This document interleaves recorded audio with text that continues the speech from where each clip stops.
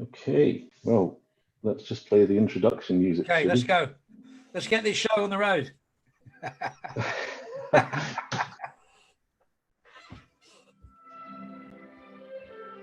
Here we go. Well, here we are in the studio. Welcome, friends, one and all. Hey. To yet another Desert Island Drams with my good mate, Mr. Colin Dunn. Here we all are, sitting in a rainbow. Tension, tension. Colin Dunn, are you listening? I've still got mine. Good, good. Do you like the fade out there? Wicked. Read all about it. Absolutely. Well, you know, we got the megaphone. We've been meaning to get one for years because obviously we've massively inspired by you. But we've been using it on the Thursday night clap. Yeah. Oh, excellent. You know, Amanda doesn't really like to be heard at all. So, but anyway, Colin, it's great to have you on. You were very high up the list of guests I wanted to have on for but not this. high enough. Well, you were high enough. You're your second guest.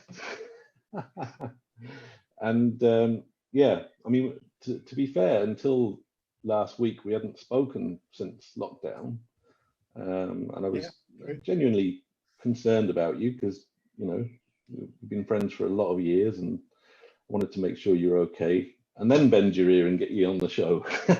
It worked. It worked, man. You sniveling shit, you. So we're here to find a little bit more out about yourself because obviously not everybody knows you like I do, and also just to shoot the shit and listen to some good tunes, or at least little portions of that aren't going to get us into copyright trouble, and yeah, some little questions. So why don't we start with, I'm just gonna share the presentation, and there you go. Come on. Okay, so why don't you tell us about your first whiskey, Colin? First whiskey was in at home in St. Ives in Cornwall, and my dad gave me a drop of whiskey. I think it was black and white. There wasn't too much available back then. We're talking 1950. Yeah, I was 6, so 1958. And he wasn't feeling too good. I wasn't feeling too good. He goes, "Here, son, have a drop of this." And there was no nosing, and there was no letting it ping around the mouth. No. It was a case of just get it down your Gregory, get it down your neck. So yeah, black and white was the one that introduced me to whiskey. I've never been back since. Really, I should revisit it. I should revisit it because it was such a seminal moment in my life. Yes. Well, I think all of us, when the first whiskey that really speaks to us is an important whiskey. It's fascinating to hear, who that was for, or what whiskey that was for each person we talked to. Yeah, my dad's fault. Well, yeah, it's funny that my dad doesn't like whiskey at all. I've tried. It means it's pretty cheap when I go to see him, and he's not drinking my whiskey. That's the main thing. I see no downside. And now tell us about the first whiskey you've selected for this evening. This is my own personal favorite, really. I mean, you can imagine the amount of years I've been in the industry. I've tasted a fair few, and I could have gone out and tried to be impressive and go, well, actually, it's this, that, or the other from a rare lost distillery.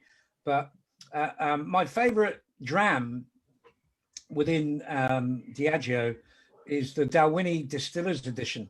And believe it or not, it's a specific vintage as well, 1990. So I'm a firm believer that there are vintages in whiskey. At least I'll always believe that.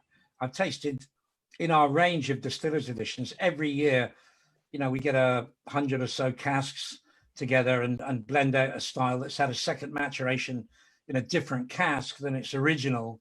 And in this case, we've used quite a sherried Oloroso cask on top of 15 years in a refill American hogshead that's previously contained bourbon. You know, the 15-year-old stands up really well.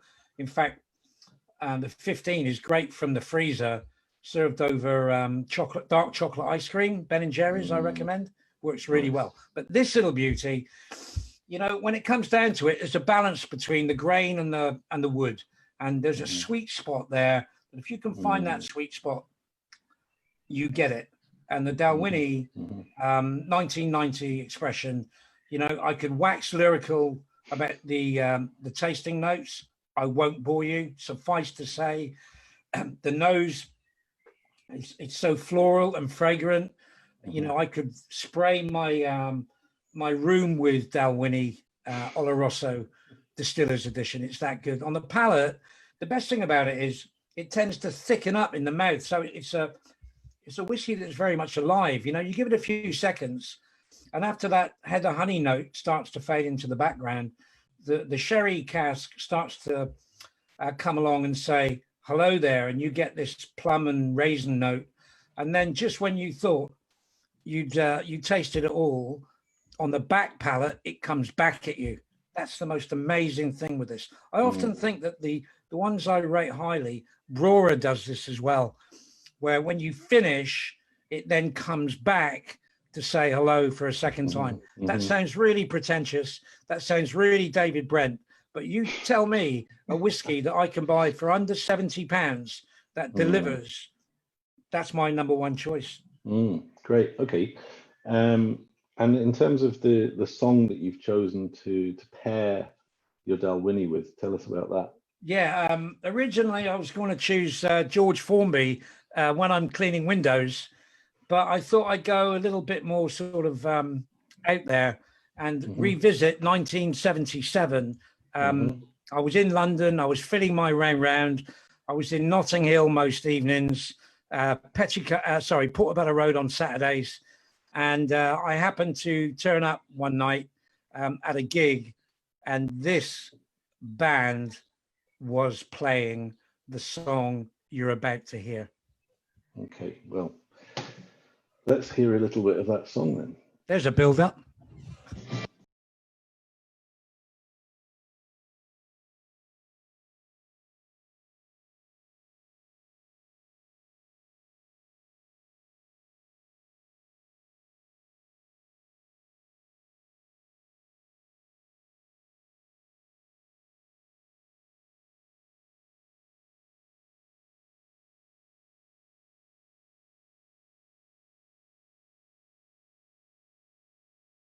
Have to stop it there. Clash. What a bunch of guys.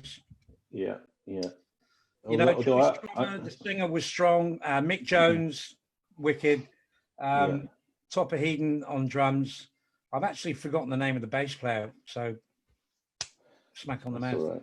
Smack on the hand. It wasn't you by any chance, no? No. Clash. I mean, I don't know whether you remember the 70s or any of the people listening, but it was an incredible time for music. You know, every night I was out, there was bands like the Jam, the Clash, the Stranglers. You know, we go down the Marquee Club, see Tom Petty. Oh, I mean, it was just non-stop music. It was when music was live in bars. Yeah, I tell you, it's great listening to you talk about, you know, the 70s and well, even the 60s, right? Yeah.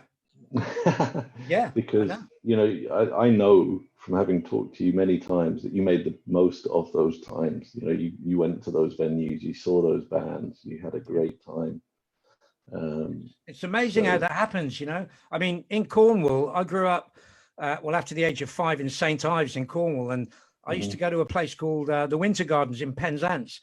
And first of all, we started getting the reggae bands, you know, and we got people like Desmond Decker and Nicky Thomas, Prince Buster and the All Stars. And then, you know, a few weeks after that, you've got the Small Faces, you've got the Herd. You know, there was so much going on. And that really sort of made me fall in love with music, really. Yeah. No, I totally get that, man.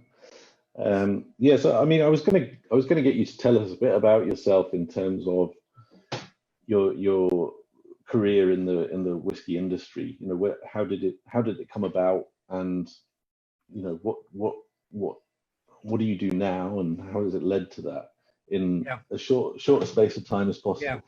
Yeah. No, I get it, and I totally get it. I'll be really, really fast. I mean, I'm going to start quite late. I'm going to start 1998. I opened up a whiskey club in a place called Leamington Spa in Middle England. I'm inviting Richard Patterson, Jim McEwen, different people. There aren't many ambassadors back in those days. No. And I decided, you know what? This is an industry that I enjoy. I enjoyed meeting the people.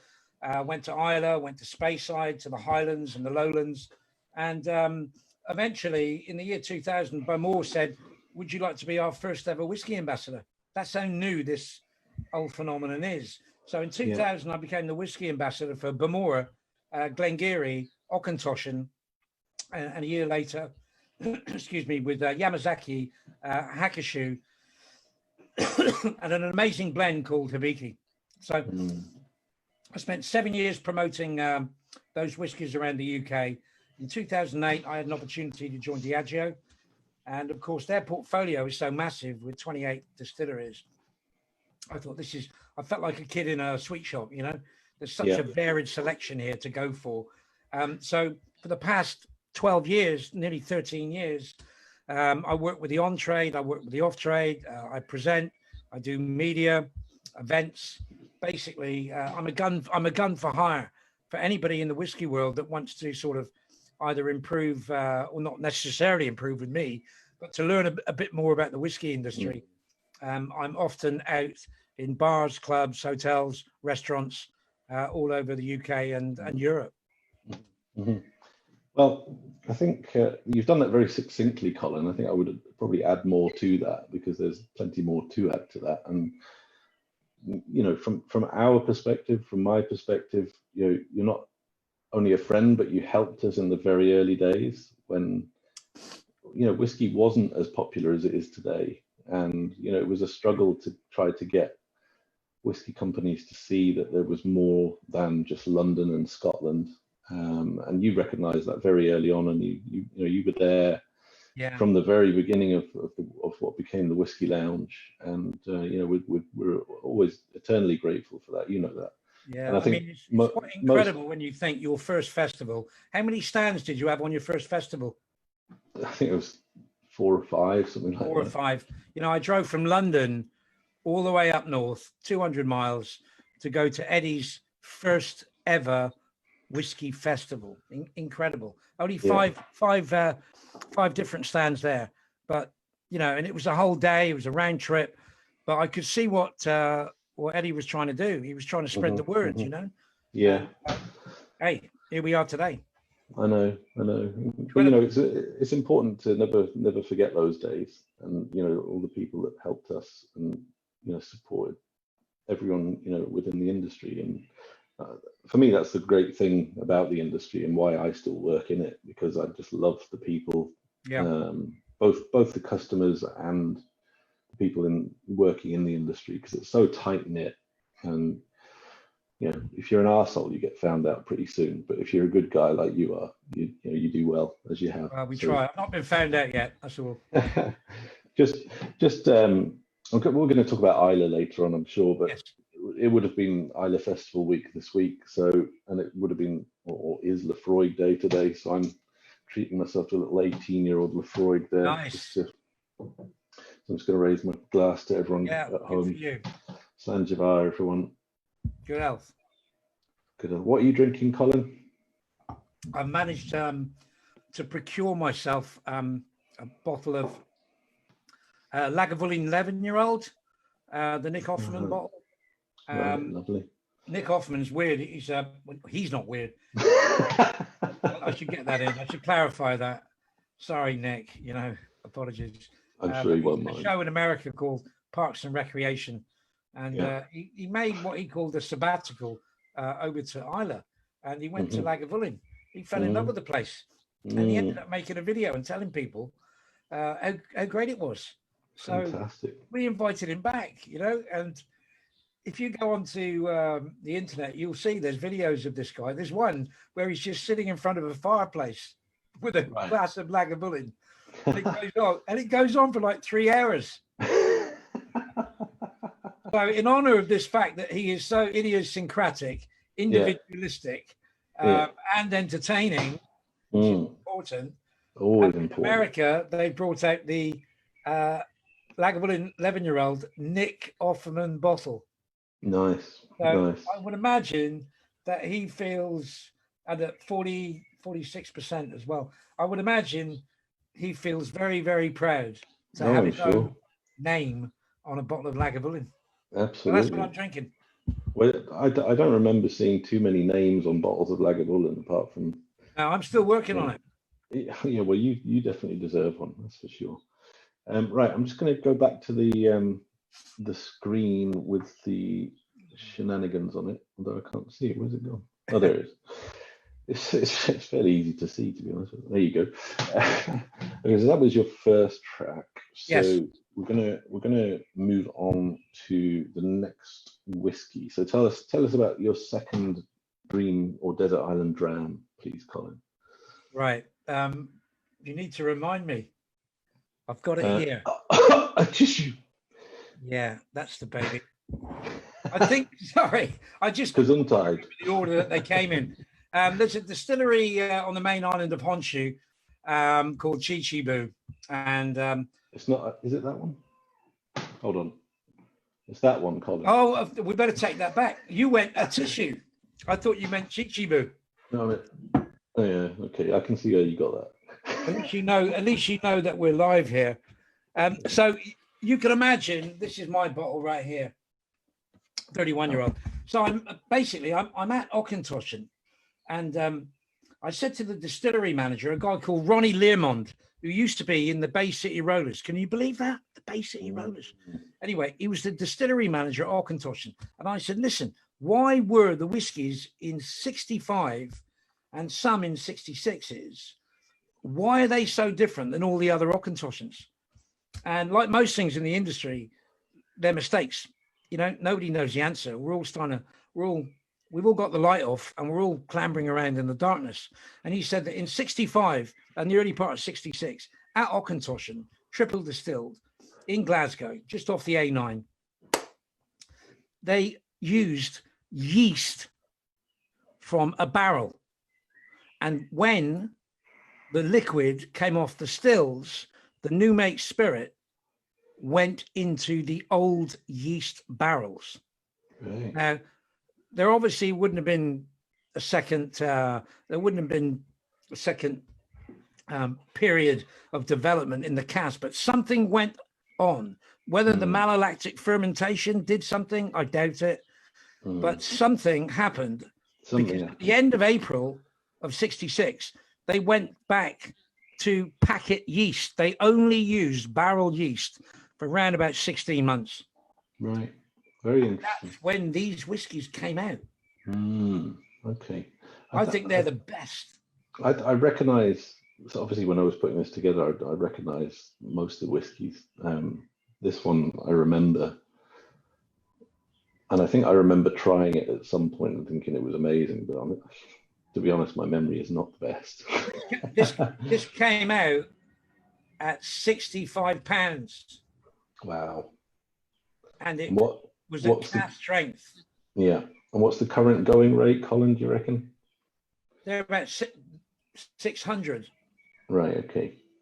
So it's still not too bad. It's not too good. bad, I really. mean, if it had a bigger name on it, I'm sure the prices, the collectors would have gone for it. This makes it really good value, I think. A nice old aged 60s whiskey.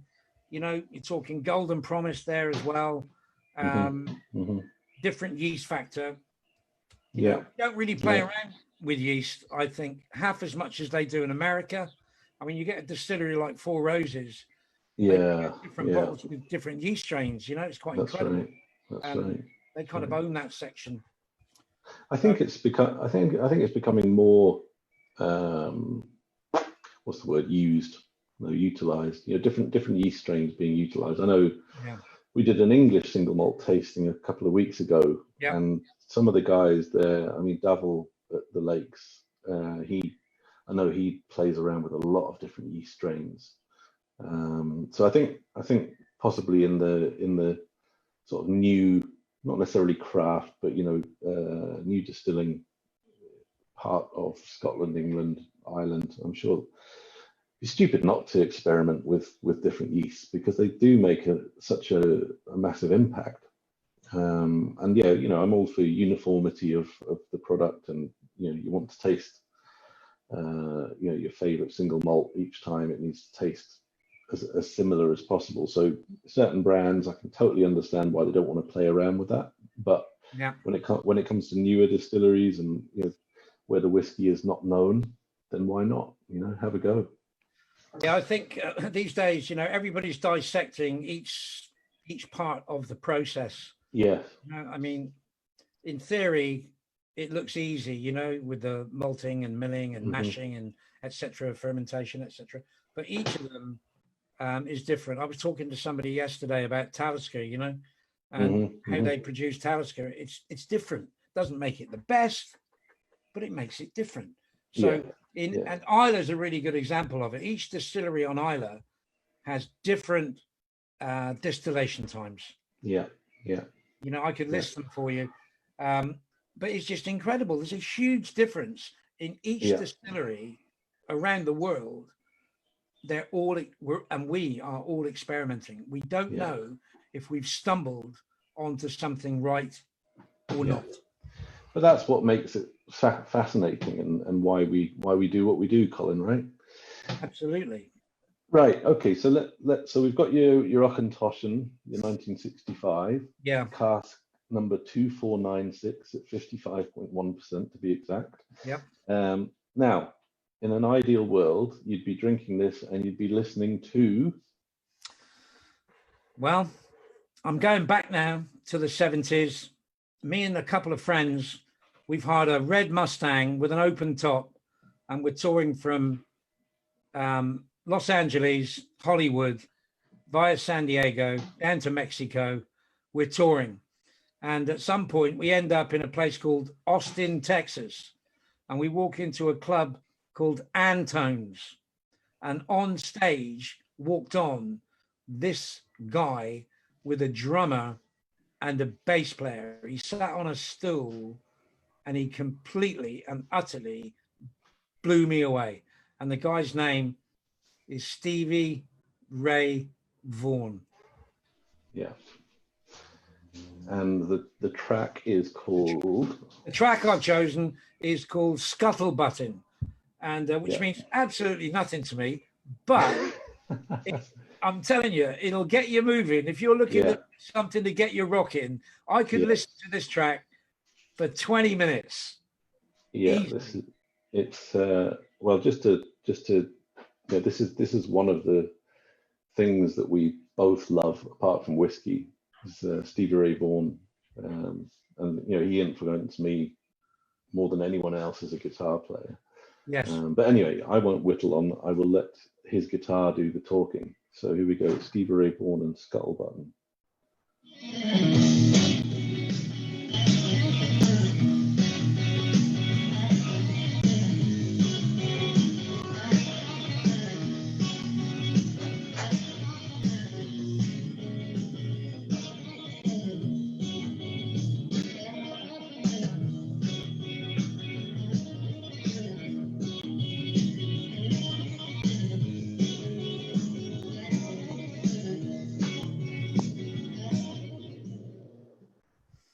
Stevie Ray.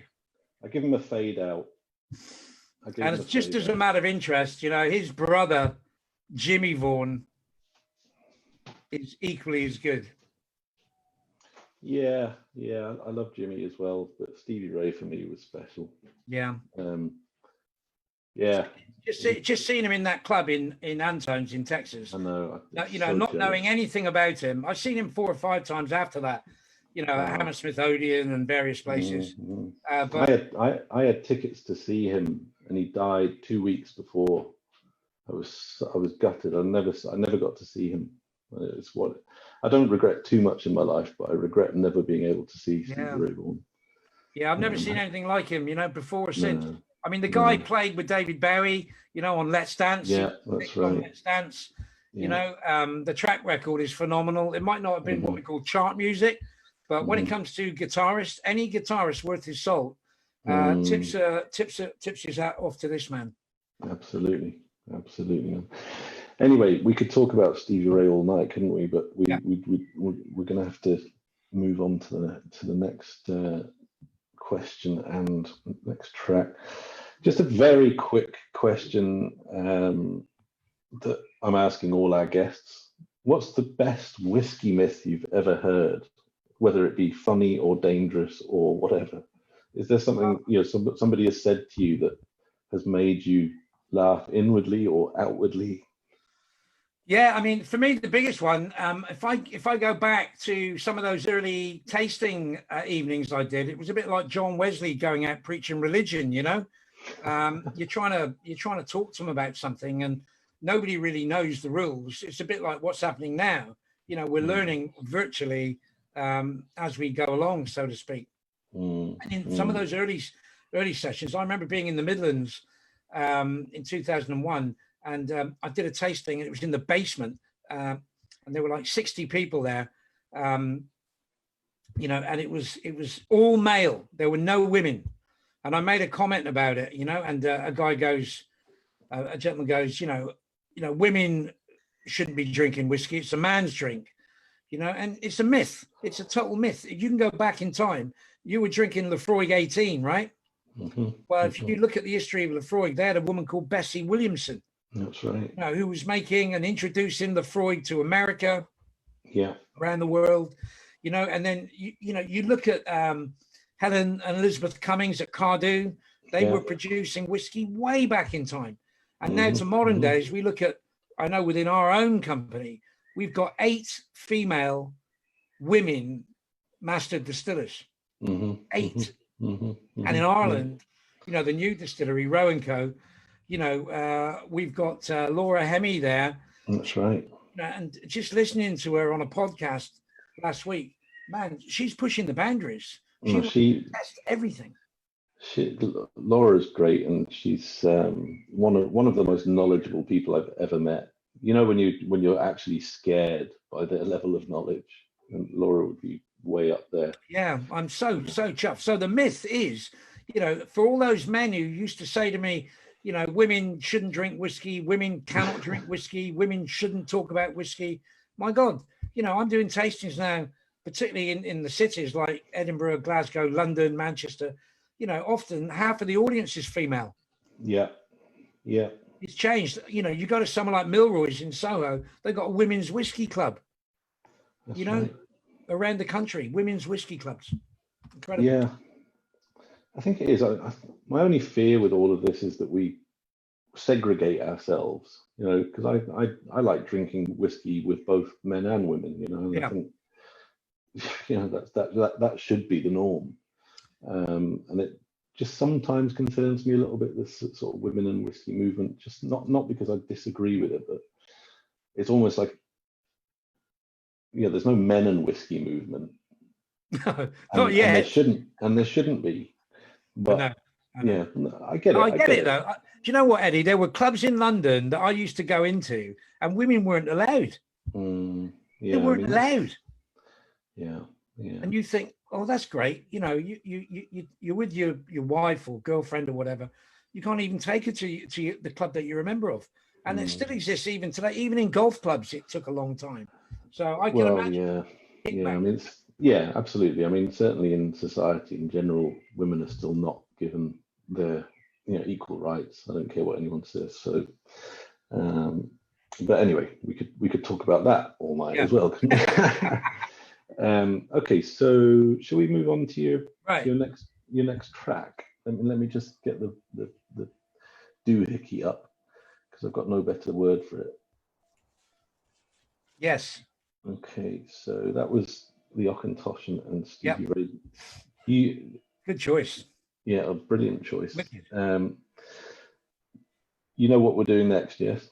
Chi Vu. Isn't it? Yay! Just checking. To be honest, just checking. To be honest, it could have been one of two. I have the other one here. This is a Milroy's bottle that was very, very, very kindly given to me by Simo, the manager. But this particular one here, this is my ego talking here. There's a bar in Berkeley Square called Sexy Fish, and he wanted tasting notes, and he still does have about nearly 400 Japanese whiskies. So myself and a guy called Tristan Stevenson, who runs Black Rock with Tom Ask, it took us 11 weeks to nose and taste nearly 400 whiskies. You know, we did 40 at a time with breaks in between, etc., etc. And the only proviso was that the tasting note was no more than 5 words. So it was quite a challenge. You know, I'd never done anything like it before, but we did it, and it's now in the bar at Sexy Fish in town. And in return, they actually have their own bottle, and they presented me, Xavier, who ran the thing, he gave a bottle to myself and Tristan, which is fantastic, and that will be opened and drunk at some point in the not too distant future. And Chichibu is a distillery that's really breaking down the walls, so to speak. They're experimenting with different casks. I mean, this one that you've got is an ex-Chassagne Montrachet cask, previously containing Pinot Noir. I mean, how weird is that? You know, it's like, it's mad, because guess what? When we ended up tasting it, we got the Pinot Noir. You know, we got that rich damson fruit note from the whiskey. It's a young whiskey as well. The distillery's only going, I think, 10 years, but he's using Japanese wood as well as American and European. They make they grow a kind of wood called Mizunara, you know, and it tends to give off almost like a scented aroma. Hibiki, the blend I was talking about earlier, the 12, particularly the 17, it's got that incense note, that sandalwood note, which draws you into it. You know, it's you just want to nose it for like five or 10 minutes before you drink it. And it's a really valid point that some of these whiskeys I'm recommending, they do evolve over time. They need, if you can, give them 10, 15 minutes, you know, have a sip, take a nose, have a chat, go back and nose, have a drop of water. You'll find that it sounds pretentious, but I'm telling you, it changes once the whiskey starts to open up and oxidize a little, just like wine, you know, changes. Yeah, absolutely. And the thing with Sexy Fish, I think we met with you once in there, actually. Yeah, we did. Amanda and I have been in there a couple of times, and one of the times we met up with yourself the bar is just a part of it. It's actually a very good shellfish and seafood restaurant. And they encourage you to drink the whiskey with the seafood, which is something we've always kind of been very, very fond of as well. So it's pushing the boundaries in that respect. You know, totally. Why not drink whiskey with oysters or clams or whatever it may be? And sometimes the combinations are just outrageous. Yeah, absolutely. It's real joy there, and it's selling. You know, they've got all the staff are really passionate. You know, they do lengthy training sessions on how to present in front of customers, and this is the way. You know, this is the way. It's a bit like having, you know, a great football stadium and average players. You know, if you've got a great bar, you've got to show it off, and if you can, and I admit it's hard, but if you can get the right staff or train the right staff, you know, and they'll go on and train their staff, and it brings out the best of what the category can do. You know, the staff there. I was with 2 people in Sexy Fish, and these 2 people said to me, "Wow, we ordered some drinks," and the 2 people from Switzerland said that the staff who served them, it was the best service and knowledge they'd had, and they've been drinking high-end whiskey for the last 10, 20 years. That's high praise indeed, mate. High praise indeed. So definitely check it out if you're in London. Obviously, once things, well, they will settle down, but we don't obviously know what it's going to look like. Yeah. But you know, we need places like this to exist. We really do. Yeah. Okay, so tell us about, if you were drinking a glass of this sexy Chichibu, what would you like to? Lagavulin as it happens. Having another one. It's that good. And if you look closely, I don't know whether you can see it here. If you look closely, you can just see the colour of a Hebridean sunset right there as he spills some over the computer. I can see a London Pride logo is what I can see. It is. It is. How mad is that? Lovely. Okay, so what would you listen to under ideal circumstances with the Chichiboo? Well, because Chichiboo is such a new expression and a bit wacky, every now and again I just sort of surf on YouTube, and this is only about a week ago. I came up with this band called the Reverend Peyton's Big Damned Band, and it's this guy and his girlfriend and a drummer with the most amazing video that you'll probably ever see. The song is called Everyone Deserves a Happy Ending. And I'm telling you, you need raw, happy music at this time. And this epitomizes it.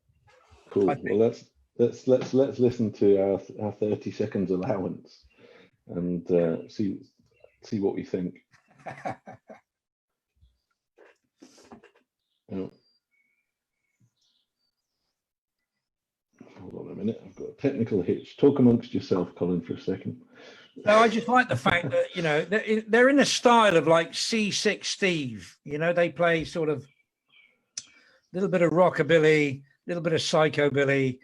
It's almost rhythmic. It's almost tantric. And it's a lovely thing to find. Just an ordinary guy and his friends.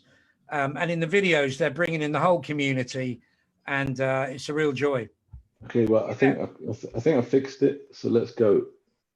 Okay.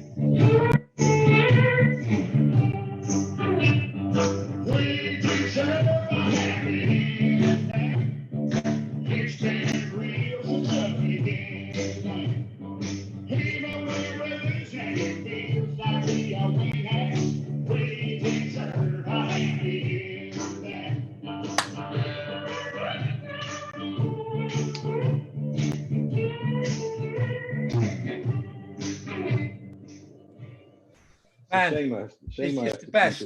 Check it out. Go onto YouTube and put in Reverend Peyton's Big Goddamn Band, I believe it is. I have no idea where they're from. I just think they're loose cannons. They're happy, enjoying themselves, and the music is right on. Good stuff. Okay, let's come out of that there for the second. So I'd like to just ask you, I'm going to miss that one out. Don't want that question. I'm more interested actually. So given dreamlike ideal circumstances, what historical figure or cultural figure would you like to share a dram with, you know, dead or alive? Yeah, it's kind of, I mean, look, there's literally so many, you know. I could have chosen Cassius Clay, Muhammad Ali, for what he went through, Sammy Davis Jr., who fought through adversity to become one of the great entertainers of our lifetime. There's so many people to mention, but I've gone for someone who's been around a while, a couple of years, 2 or 3 years older than me, female. She's a poet, she's a writer, she's a singer, she's an activist, and she's a humanist. And this woman, she was around in the 70s when I came up to London, and I remember being in Notting Hill, and this good friend of mine said, just put on these headphones and listen to this song. And he put on a record, and it started off with just like a drum beat, and then it was the boy looked at Johnny and Johnny started to run. The movie stopped playing, and it went on and on for like around about 10 minutes. And it was poetry and music together. I'd never heard of anything like this. So I didn't get to see this lady until 2004, Brixton Academy. And she's got a great band called Television with Tom Verlaine on guitar as support. You know, this is at a time, I remember seeing Television at the Old Grey Whistle Test and stuff. Just unbelievable. Patti Smith comes on, starts off with a Negro spiritual song called Trampin', then goes into rock and roll with Stride of the Mind. And it's all new material. You know, it's not the first album, second album. She's not rewriting her great moments. She's creating moments. And since that time, I've probably met her a few times. And I've met her a few times. And I've seen her literally around the UK and Europe, you know, from playing at big stadiums to tents, you know, at Charleston near Brighton, you know, churches, St. Martin's Church in London. She did a series of churches in that, absolutely magic gigs. And every time, virtually every time, she doesn't just have a band playing. She doesn't just have, you know, the usual crew like Tony Shanahan on bass. I can't remember now. I can't believe I've forgotten the name of the lead guitarist, Lenny Kaye, right? She might not drop him. She might say, listen, I want to try this Italian guitarist, or can we do this and we could do that? But the moment that sealed it for me, that made me think, you know what, I'd love to spend an evening with you just to talk about life. She got asked to perform in Vienna for Bob Dylan, excuse me, last year. Bob Dylan won the Nobel Peace Prize for Literature. He said he couldn't make it. He asked her to turn up and collect the award for him. And of course, you've got to do, the person who collects has to do a song of the artist. So Patti Smith, who I'm talking about, chose the hardest song that she could possibly ask for, called A Hard Rain's Gonna Fall. Now, here's the bit that blew me away. She's halfway through the song. She's got about an 80-piece orchestra with her. She's playing in this beautiful 18th century building in front of kings and queens, and she forgets the words. She forgets the words, and she stops and says to the conductor, I'm sorry, can I start again? And she started again, and because she started again, she was re-motivated, so she was spiritually turned on. This was like, I better make this good because I messed up. And again, you can catch up. There's video of it. You know, there's people in tears in the audience with the performance that she's putting in. And every time I see her, she's doing something new. She's not doing the tried and tested. She's pushing the boundaries. She pays homage to all the greats from the past. She would be the person that I would love to spend time with. She would be the person. Okay. I'm just going to head to there. Okay, so you mixed up here. So that was. You're all over the place, mate. I'm doing the order where you're at. I'm doing the order you gave me. That's fine. Anyway, so okay. Are we doing Tom Petty now? So Tom Petty was. We've just had there he is, Reverend Peyton's Big Damn Band. Yes. Now that you've chosen here, it's with the Carazoa. Is that right? That was meant to be that was meant to be Tom Petty there. So should we put Tom Petty in here with your next choice? Yeah, sure. Yeah. We'll play around. So tell us about your choice. Your next, your fourth whiskey. Okay, Whiskey Show 2014. There's Billy Abbott, one of the main people at the Whisky Exchange. He's got a little bar. He's got two geisha series, Carazoa, and Carazoa. The one that I fall in love with is the bourbon cask. I love the bourbon cask Carazoas. I think they're out there. seriously. I mean, if there's a curve there at the bottom, then I think there's only 4, maybe 5 releases of bourbon cask Carazoa. Most people, quite rightly, fall in love with Carazoa that's been matured in sherry casks. You know, they use virtually the same as Macallan. They use Golden Promise. I hear the story that they actually were using casks to mature Carazoa from Macallan, you know. I mean, when I first heard about Carazoa, I thought he was a film director. I didn't realize there was a whiskey. I was at a place called Hakkasan, where they wanted me to help out to bring out a Japanese whiskey menu for their Pan-Asian restaurant. And there were only 31 Japanese whiskeys in the country. So we decided, all 31 were there. We decided to, myself and the manager, to taste them apart without speaking, take as long as we like, take breaks, and at the end of it, compare notes. And at the end, both of us agreed that the whiskey that appealed to us the most was Carazoa, and neither of us had heard of it before. It was an 81 Carazoa, and it just blew us away. It just never heard of it. And then we found out that it was closed down, and then the prices started to rise. This I bought for, I think it was 250 pounds, I think, which was a lot of money, and still is a lot of money. Back then, it was definitely a lot of money. You know, but it's got a unique flavor. It's got that that incense note that I talked about, but so much more. It's layered in the mouth. It's like liquid silk.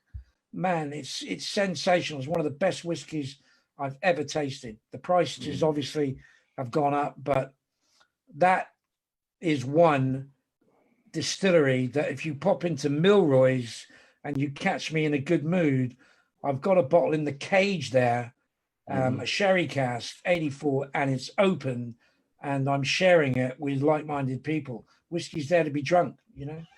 Well, I'll see you there when they open. So what did I choose with this one? Well, Or have we played it? We're gonna. I've done a little bit of technical wizardry, Colin. You know, to take into account little technical foibles like this. Yeah, but that's all right.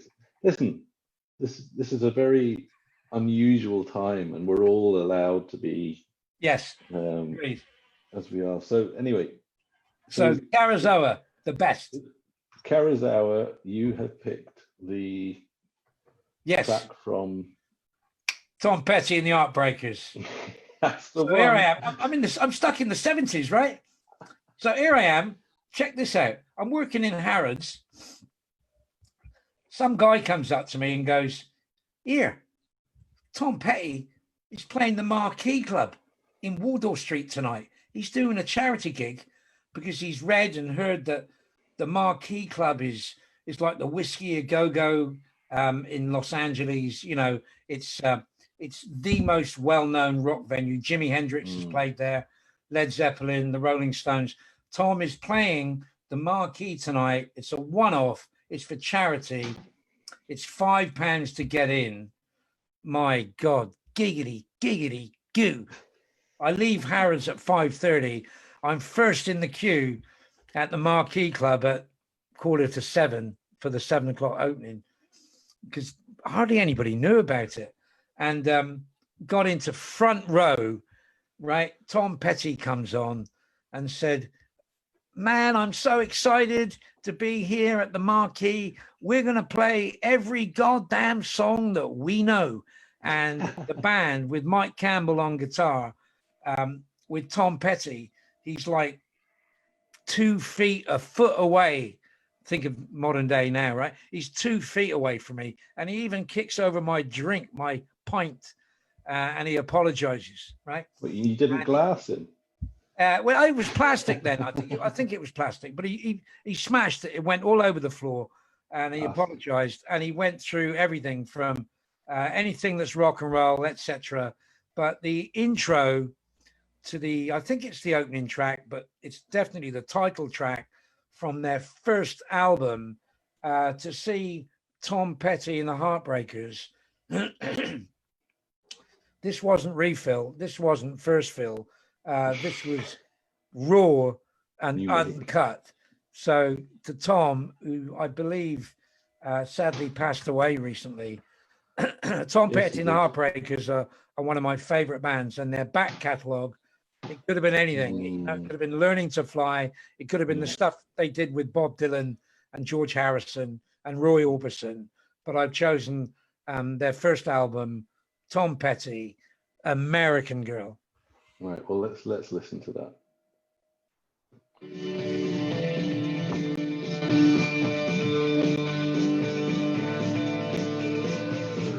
Well, she was an American girl, raised on promises.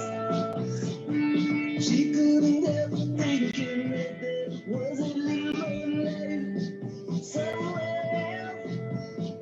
After all, it was a great big world. We had to places to run to. Oh, man. Great. Tops. The Marquee Club, 1977-78. It was a great music venue where you could see the top bands. I've seen some amazing stuff down there. Tom Petty and the Heartbreakers at the time, they weren't even a big success in their own country. You know, they were little known. They came in, and the music press, particularly the New Musical Express and Sounds, remember Sounds? Some great writers there. You know, Pete Makowski, Charles Shaw Murray, Lester Bangs, some great writers. In fact, Patti Smith herself used to be a writer for, I think it was Rolling Stone. So, Tom Petty. Great to hear you talk with such passion, mate. Really. That's great. I mean, I've so lucky. Missed you. I've missed you, mate. Anyway. We're having a bromance. Oh, we've always had a bromance. Well, maybe not a last question, but I'm interested to hear your views, having been in the industry for so long and seen so many developments and innovations coming along. Is there anything you think in the pipeline, or anything that you've seen or heard that you think, wow, this could be the next thing in whiskey that's going to really kind of shake things up, or you know, innovate and that kind of thing? So is there anything that you can think of along those lines? Well, it's great talking to you like this, because look, we were both there in the formative years. I thought you were going to say the 40s for a minute. No. The formative years. Right? And in reality, you've seen what I've seen, right? You're a people, you've gone out, you do the whiskey festivals all around the country, right? And in those first festivals, man, people didn't even know what to do. They were scared to come up to the stands, you know? Yeah. But you're talking about right here, right now, and the way forward. Whiskey's come a long way from being just like a farm business, so to speak, right? And at the moment, one of the biggest challenges is to persuade people to drink whiskey that isn't neat. So a lot of us, including yourself and me, this is how we drink whiskey most of the time. Most of the time. But in the last couple of years, I dare say, and I know you've started drinking at the right moment a whiskey cocktail, right? So with that in mind, you can imagine sitting down at one of our meetings, and we're trying to be ahead of the curve and decide what we think will work, and have we got the resources and the people to make that happen. So I remember when we first introduced the flavor map, do you remember, at your shows? And it was saying to people, look, when it all comes down to it, there's 4 flavors. You know, I think it was rich, peaty, delicate, and spicy, right? And we were helping people understand. And so that's, it's worked its way into the system now. And we actually, we do maps for some bars that request it. But from that, where we are now, you're looking at something Japan has been doing for years. It's called the highball. The long drink. And it's quite weird in a way, because you've got to learn from the past to go forward. So if you read, if you read some of the old books about what did the primarily men drink, they drank whiskey and soda. or they drank whiskey and ginger ale. That's what the men drunk. Well, guess what? Those drinks are now back in fashion with the bright young things, with the younger generation. And also, there's not just Schweppes tonic anymore. There's 10 different, 20 different tonics. You know, there's 20 different, and the rest. Yeah. So that's where the change is going to come. Long drink. I've already seen highball menus in London. Yes. I mean, certainly in London, the highball has really taken off in a big way, and I think that it's only a matter of time before it reaches other parts of the UK and the world.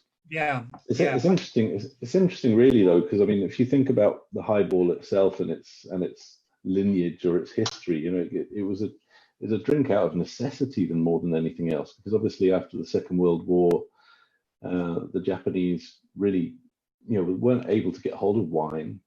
And beer was in fairly short supply, so the highball became the sort of family dinner drink. You know, what you would drink with your dinner, and you know that's. But now it's been realised that actually it's a very tasty way of drinking whiskey. It's quite a dangerous way of drinking whiskey. Now I seem to remember a Nika room in Whisky Live in Paris many years ago where they were serving highballs, and I kind of got addicted to them quite quickly. Did you? Yeah, I felt a bit funny. You likes it dry.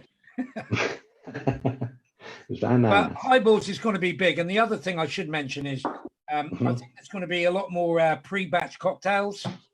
Right. I mean, we don't know. I mean, I sent an email earlier on to Nostradamus, and I said, look, what's the future? And he's not got back to me. Even he doesn't.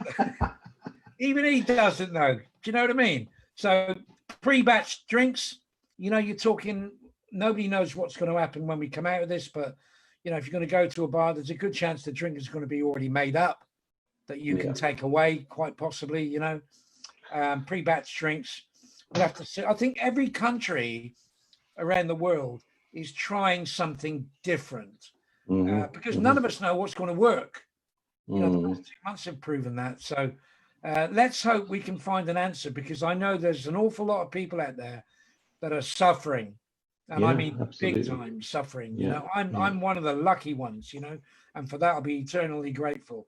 But you know what we're talking about, whether it's, you know, doing our little bit for the NHS or donating something or a food parcel or something. And there's been nothing like this in my 67 years on this planet. This is all new. It is, and you know, but the fact is we're all going through it to one degree or another. As you say, we're very, very lucky. You know, we have our health, and we're still here. And but yeah, I mean, it doesn't bear thinking about a lot of the time, and I think a lot of people probably do try and block it out, because otherwise it would just overwhelm them. You're right. I do. I don't have the television on during the day or the evening. Maybe late at night, watch a movie if I can't sleep. But if I turn on the television, it's just the news is too. It can bring you down. Basically, it can bring you down. You know, and with news being what it is, you know, I don't know. There's so much going on these days. I'm not even sure what I should believe or not believe. So best cure is to put on some great music. Pour yourself a dram. Phone up a friend or somebody, have a little chat, and pour yourself a dram. You know, that's what I'm doing. That's what we're doing right now. That's what we're doing right now. I can't believe it. It's taken 20 years for me and you to do this kind of stuff. Although, if I'm not wrong, you might remember that your first ever video shoot was in this very front room. Absolutely. I remember it well. I don't know, 15, 16 years ago. I think I've still got that. I think I've still got that video camera somewhere. You were really good looking then. What do you say to something like that? Anyway, we're on to your final dram and final tune, mate. So tell us what your fifth whiskey is, please. Yeah, my fifth whiskey is a distillery, in a Scottish distillery in Campbelltown, and it's called Springbank. And Never heard of it. never heard of it. I love Springbank. It's one of those ones that it doesn't shout about itself too much. You know, it's still family owned. Excuse me. And some of the versions that I tried in my early years, like this one, blew me away. So I've got it here now, I think. This is an independent bottling from Murray McDavid, and it's a Springbank 1965. And when it first came out, I think it was something like £80. I don't know what they did in 1965. I mean, I mentioned that with Auchentoshan, but I know that at Springbank, everything from a production perspective is done on site, apart from the barrels being brought in. They use their own barley. They've got their own coopers. It's fermented, distilled, matured on the island, on the mainland at the distillery. And they brought out a series of whiskies called Local Barley 65. Yeah. You'll probably remember them. Yeah, and that's what sort of turned me on to them. I thought they were particularly good. And the labels too, you know, with the distillation process. Yeah, they were lovely, really classy. Fantastic. And only £100 at the time. And only £100. Bam. When this came in, man, I put a bottle on tasting on a Saturday when I was working for S.H. Jones in Leamington. Yeah. And we sold, I only had 12 bottles. I sold a lot within an hour. I mean, because people were discovering that the sheer fact, I remember when I first tasted Springbank at Heathrow Airport, Michael Jackson had called Springbank the Grand Cru Class A, which is like, you know, it's like judging the wines in Bordeaux. And he said, if there's a Grand Cru Class A, in Burgundy, Bordeaux, it's slightly different. It's the 1855 classification, I think. Anyway, forget all that stuff. The bottom line, Springbank, limited quantities. And Michael had said, this whiskey is the Grand Cru Class A. I bought a bottle at duty free. I didn't get it. I really didn't get it. But back then, I didn't really know what complexity was. I wasn't actually tasting properly, and I wasn't giving the whiskey a chance to manifest itself. You know, it's a bit like a song. You know, it might start off quite slow, and then 30 seconds later, it kicks in. It's almost like laid the ground for what's to come. And later on, when I went back to this, I thought this was absolutely sensational. I hadn't tasted quite a whiskey like it. You know, it wasn't so much that it was like Isla. It wasn't so much it was like Speyside or the Highlands. It had an oily, briny quality, but also it had the ability to change every couple of minutes. You know, the wood would pop its head through and start giving you some vanilla and coconut, and then disappearing in the background. And the next minute, the coastal notes would really start to come through. And then the next minute, it's now become almost like it's luxurious. Now it's like a liqueur. Now it's got that Grand Marnier richness, you know? And I'm thinking, my God, there's a party going on in my mouth and I've been invited. Do you know what I mean? You've spoken so eloquently about it. I decided to grab my own. Have you got one? I don't have one of those, no. Right. But I've got this is from last year's Campbelltown Festival. Oh wow! 8-year-old first fill sherry, which I'm very fond of. Oh, wicked, man! I've had a few bottles. I'll try and keep you some. Excellent. Well, this one, just to let people know, although this goes back, you know, as a 1965, you can see there, brought out in 1999. You can still pick this up at auction for a not too silly price. I've seen bottles go for about $230, $250, $280. Really? Yeah, honestly. Wow. And I'm down to my last bottle now, which will be drunk very soon. That's probably one for the Milroy's cabinet, you know. Yeah, I've just decided I get more of a kick now. I think Isla taught me something, you know. Island people taught me to be kind. And I find that giving is better than receiving. Now I sound like a bleeding preacher, but I do. Giving is much, much better. You know, it's like people help me onto the road of getting into whiskey as you help people. You know, you think of the people that you've worked with, and I look back at some of the people that I've worked with, you know, who've gone on to become ambassadors or writers in their own field. Yeah, absolutely. It's wonderful to see how people's careers move on, you know? Absolutely. So tell us about the track. We've already obviously touched upon it maybe a little bit. I have. I thought, well, I talked about her, and she's obviously, although I don't really have sort of heroes, she's the closest thing. It's Patti Smith, and this was a song I've chosen here called Gloria.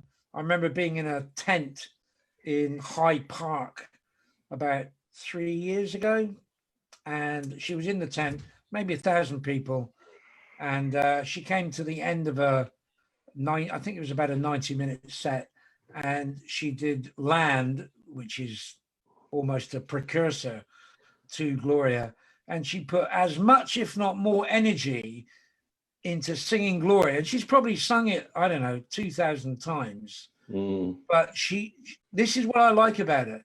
Yeah, like a great bartender, you know, every time you see him or her in a bar, they're able to produce something either visually, mentally, or taste-wise that makes you want to go back again and again. And so whenever Patti Smith is playing, I'm guaranteed there will be some new material as she moves into her 70s, and she's on stage with her son Jackson and her daughter Jessie Paris Smith, who's doing some wonderful stuff at the moment, which you can see on Instagram. So she's on stage now with her family, you know. It's just the moment. And now when you go and see Patti, or I go and see Patti Smith, my God, I meet up with so many people that I only see at Patti Smith gigs. You know, we all get together, and any kind of weather, we all get together and we do the camel walk. Ow! Could have been James Brown, really. But yeah, absolutely. An old hit that I think Van Morrison did a long, long time ago. Gloria. Let's do it.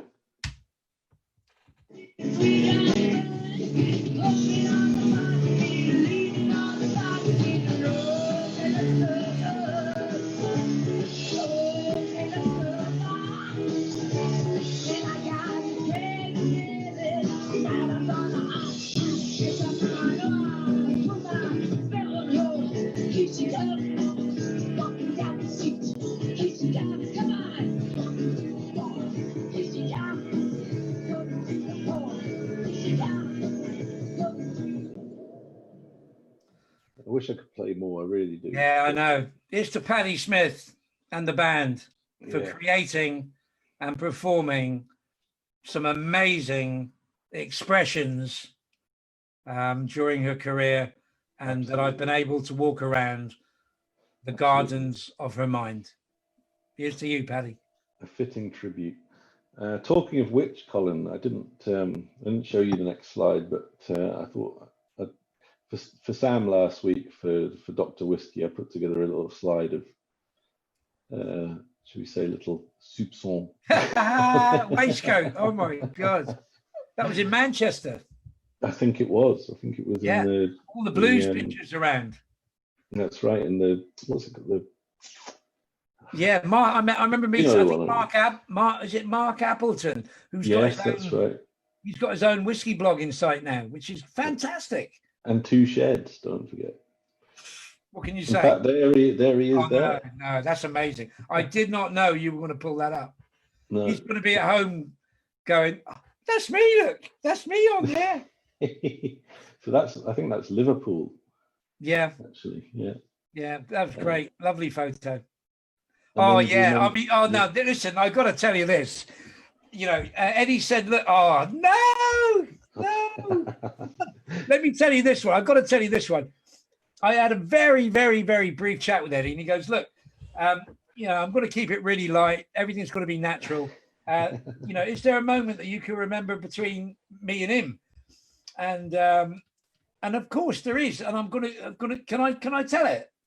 Yeah, of course you can. Can I tell it? So I've Eddie got another says, picture as well. Eddie says to me, look, at the Isle of Festival, I've got this wonderful old schooner, you know, and we're going to go around the island, and we're going to have a drink in the bay of every distillery, bar Kilhoman, you know. So I'm going to take. He was going to take people around this 100-year-old schooner, and we pull up in the bay, and he get out a dram of said distillery, and he said to me, "Look, we're doing Lagavulin and Kalila. Can you come on? So when we pull up into Lagavulin, you know, you can talk about it, and we'll do a little talk on all the." And so I said, "Yeah, it's fantastic.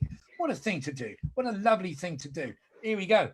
Unbelievable. And that you're on it as well." So the funny thing was, so we get on the boat, and there's people there from Japan, everywhere. It's a real mix. It's a melting pot of people. Yeah. You know, Blue Mink would have been proud, right? And so we get off, and Eddie's introducing everybody, and we're all having a chat. And I think Julie Hamilton was there, and I think Tam was there as well from these Scotch whiskey auctions. I think that's Tam really, in the picture. Yeah, a real mix of people, you know. Yeah. So next minute, Eddie starts talking, and he says to me, "Yeah, so welcome everyone. It's great here to be at Lefroy. It's a wonderful distillery, 1815, blah, blah, blah." And I said, "Eddie," and he goes, "I'm busy." And I said, "Eddie," he goes, "Something off, mate." Right? He goes, "I'm busy. Can't you see?" Right? And I said, "Eddie, we're in Lagavulin Bay."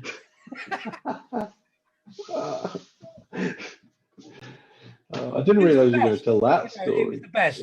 It really summed it up, and it showed that you know, whiskey, as well as being a serious sometimes or semi-serious sometimes, it should also be a little bit of fun.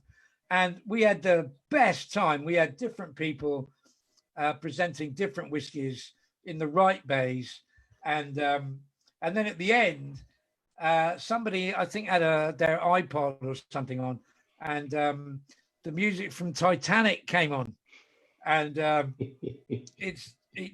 at the picture. Eddie got behind me, and we did the scene, didn't we? We did the scene from Titanic. You know, I can't tell if you're delighted or petrified at this point. Yeah, I don't even know. In fact, you should do a quiz. What was the driver thinking? I think that's Tam driving, so I'm not sure. We'll have to ask him. That was so funny. You know, it just goes to show you sometimes you can get it wrong. You know, you can totally get it wrong. And if you're honest about it, it doesn't matter. It really doesn't matter. No, absolutely. I haven't made that mistake again, Colin. Have you ever been there? Have you ever been there? What, to Lagavulin? Have you ever been to the bay at Lagavulin? I thought it was Lefroy. Yeah, the whiskey's a bit like Lefroy, isn't it? Yeah. Starts with an L. Exactly. 8 letters, yeah. Absolutely. But yeah, I mean, moments like that, to be able to go out and be with, you know, you I've known for 20, 30 years, since we first met, I think, at an Oddbins training session in York. You know, I mean, some of the stuff I've done with the Whiskey Lounge, my favorite was being at Finlagan Castle. Oh, yeah. I think you were ill or something. I think you'd gone home. Or either that or you didn't want to be with me. But we had a group of people from the Whiskey Lounge, and we actually did a tasting at Finlagan. And instead of doing it all in one spot, we did it at 6 different spaces on that little kind of semi-island there. There were no midges. We were really lucky. And to be there early evening, around about 7 o'clock, with, again, people from around the world with some spirit, and the noises, you know, of the birds and the wildlife, and the trees. It was like going back into that time. So, and some great people as well. You can't do anything without the people. No, absolutely. I mean, Isla for me, we both of us have been there many, many times, and we will hopefully be going again many, many times. But Yes. it epitomizes the whiskey industry, and the people around it as well as those in it. I agree. And it's just a wonderful. It's a place for us to recharge our whiskey batteries, I think. Yeah, And definitely. our love goes to the islanders and everyone associated with Isla at this time, because it must be tough there too. But hey, there's lots of things going on. There's lots of things to tune into on the virtual side of things. So Yes.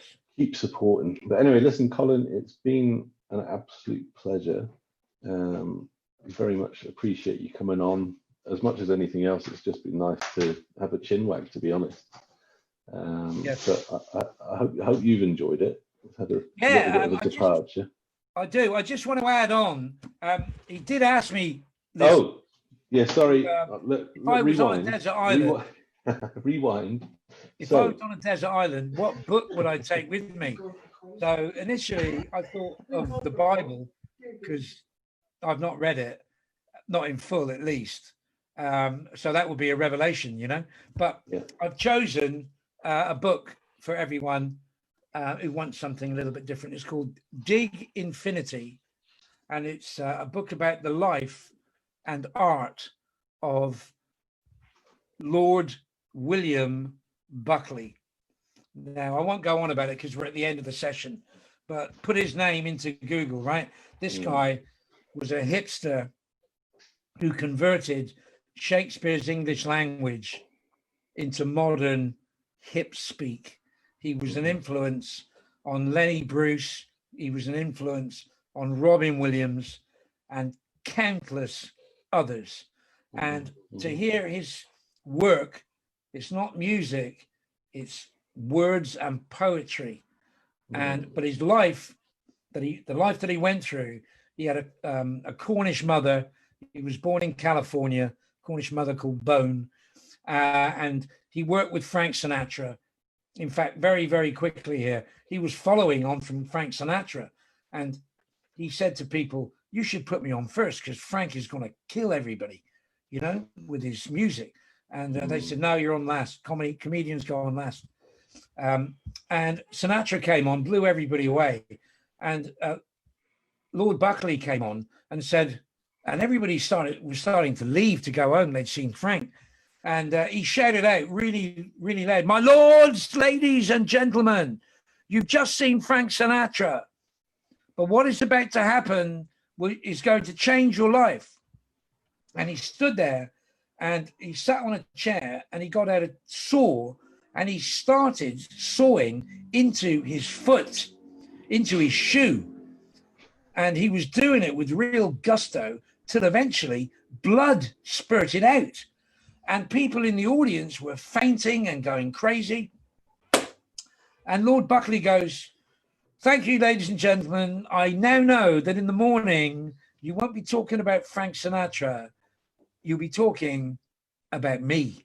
Thank you very much, ladies and gentlemen," and walked off the stage. And Sinatra said, "Man, you got some chutzpah, Oh, And yes. they became really good friends. There's a million stories. And Dig Infinity by Oliver Traeger is something that I think would give me days, nay, months of pleasure on a desert island with Michael Jackson's pocketbook of whiskey.